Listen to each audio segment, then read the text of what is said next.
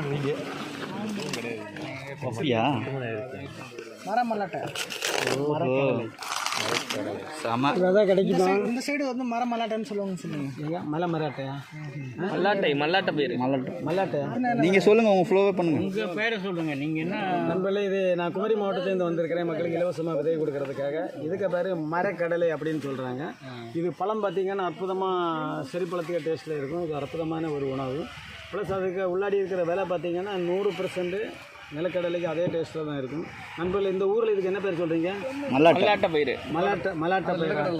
ஆனால் அது கடலை தானே இருக்க பரப்பேறும். அதனால் இது அற்புதமான உணவு. இதை மக்களுக்கு இலவசமாக கொடுக்கறதுக்கு இந்த பண்ருட்டி பலா திருவிழாவுக்கு நான் வந்திருக்கேன். வந்து வாங்கி பயன்படுங்க. வாழ்த்துக்கள்.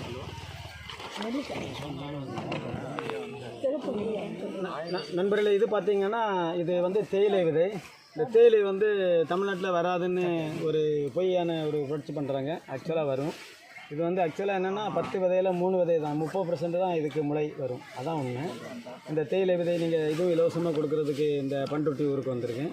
இதை வாங்கி பயன்படுங்க. இலவசமாக உங்களுக்கு கிடைக்கும். ஆனால் ஒரே ஒரு உண்மை நண்பர்களே, சொத்து இல்லாதவங்க வாங்கி இந்த விதையை வேஸ்ட் பண்ணாதுங்க. இந்த ஒவ்வொரு விதையிலையுமே உயிர் இருக்குது, துளசியாக உழைப்பு இருக்குது. அதனால் தேவையில்லாமல் இந்த விதைகளை வாங்காதுங்க. வாழ்த்துக்கள் நண்பர்களே.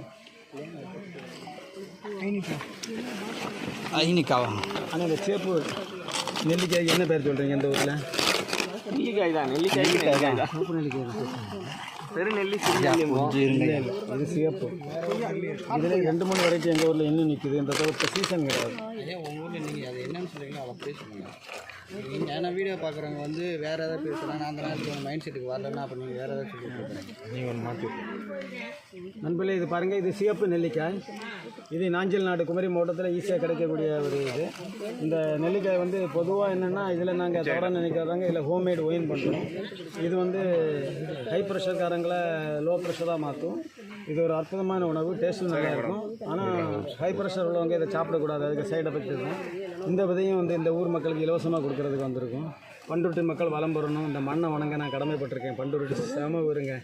வாழ்த்துக்கள் நண்பர்களே. லோ ப்ரெஷர் சாப்பிடலாமா? லோ ப்ரெஷர் சாப்பிடக்கூடாதுன்னு இல்லை.